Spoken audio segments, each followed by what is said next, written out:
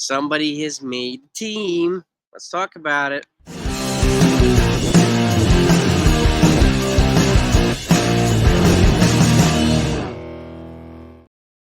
What's going on, everybody? It's always nice when somebody new makes the Yankees team. And this man, Clayton Beeter, has been told by the team that he's made it. Going up to the Bronx with the boys. And Joel Sherman reported it, and congratulations to him. No surprise, well-deserved. He's had a heck of a spring. And he's the guy that the Yankees required in a Joey Gallo trade when they sent him to the Dodgers.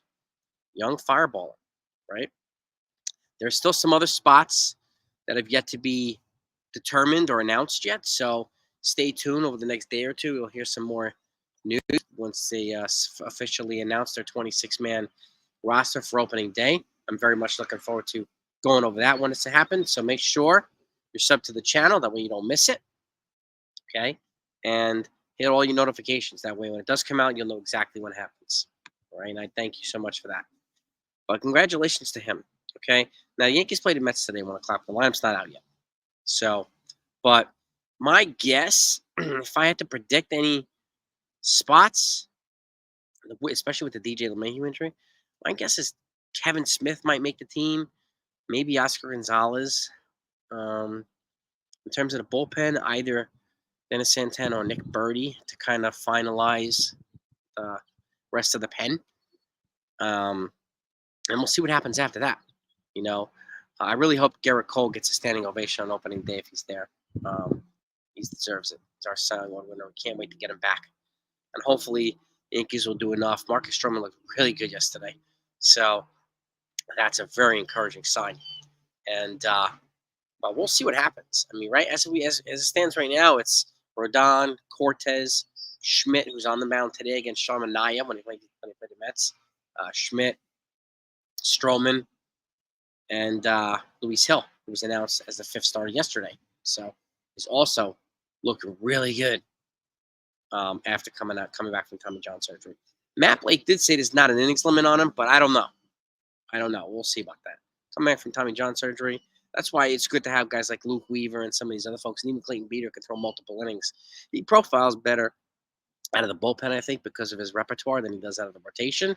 So I think the Yankees will get good use out of him, and I think the better suited prospect for the rotation later on is probably Will Warren and even Chase Hampton when he comes up.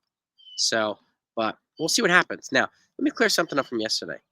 I put out something, I was talking about, and it's generally for the folks that spend a lot of time trashing Hal Steinbrenner, call him cheaps, trashing, the usual trashing, right? And so I put out an example of, I said Hal is not like his dad George. There's no denying that. George's reputation is what it is, okay? He's developed a reputation for a legend, okay? Well-deserved. He resurrected the Yankees. Nobody's denying that. He was banned from baseball for almost 3 years, and during that period, the Yankees were able to assemble what became a major part of the dynamic of their core four. So because George Steinbrenner was out of the game. That's a fact, whether people agree with it or not, okay? And me pointing that out and me saying that they have strengths and weaknesses, Hal and George. It's a different game today, right?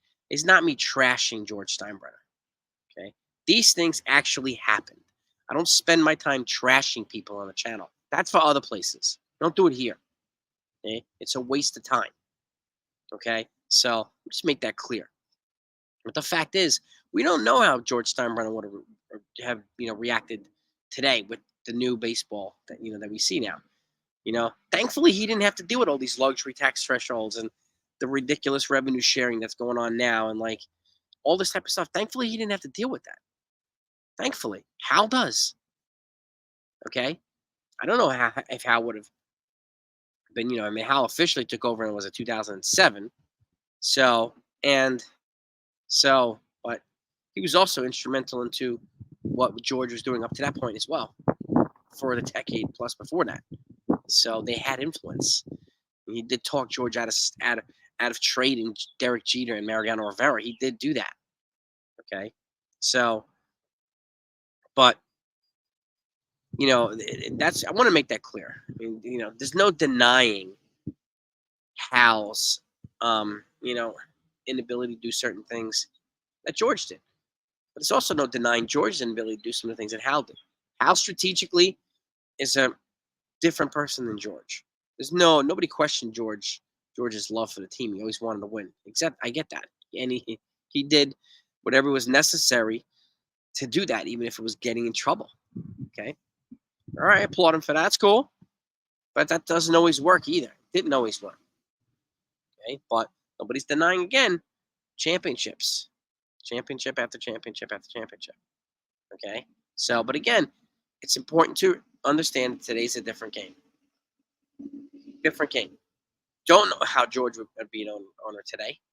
I have no idea. Okay. Would he be as strategic as Steve Cohen? Don't know. No idea. It's pointless even speculating. Oh, back in the day, George would be. We don't know. Nobody can proclaim what George of 1989 or 1996 would have been in 2024. Nobody. It's pointless to even go down that road. So, but back to the good news. Clayton Beeter's on the team. I'm guessing if there's another spot in the bullpen, it's going to be between Dennis Santana and Nick Birdie. Nick Birdie's shown us a lot. Dennis Santana's been pretty decent too. But like I said, the other spots on the bench, I'm guessing Kevin Smith, probably Oscar Gonzalez. After that, I'm not sure. I think two are guaranteed already, right? Whoever's not the starting catcher, whether it be either Austin Wells or Jose Trevino, and Trent Grisham. So, but there's two more spots. And I'm going to finalize that bench as well. But once the 26 is out and it's official, we'll definitely do a deep dive into it, talk about it, and I want to know what your thoughts are either way. And let me know in the comments here who you think should make the team based on what you've seen. And looking at the April schedule, by the way, the Yankees have a pretty tough schedule in April. Their schedule is tougher than the Baltimore Orioles. So don't be surprised if the Baltimore Orioles, come out to a 4 or 5 game lead after April. And the Yankees are right around hovering around 500 or a little bit over that. Don't be surprised. But that's not the end of the world. So that's just the way that the schedules are. So, and that's okay. The Yankees will be getting Garrett Cole back. They'll be getting other reinforcements back. So, and Baltimore Orioles have to stay healthy and do all that stuff too. Jackson Holiday and all them, they didn't make the team. Jackson Holiday, number one prospects in baseball, did not make the team. Heston Kjerstad, I can't even pronounce his name, and one of the other prospects, none of them made the team. So that's where the Baltimore Orioles are going to roll right now. And the Yankees are going to roll differently. So, but nevertheless, I'm very excited about this team. And congratulations to Clayton Beeter. Let me do a final check here of the lineup to see if it's out. Because it wasn't out as of 5 minutes ago. Yankees, let's be sure. No, Yankees lineup is still not out. All we know is that they're playing the Mets today. And it's Shohei for the Mets versus Clark Schmidt for the Yankees. So just want these guys to stay healthy, productive, healthy. So stay tuned, gang. Have a good day. Talk to you later.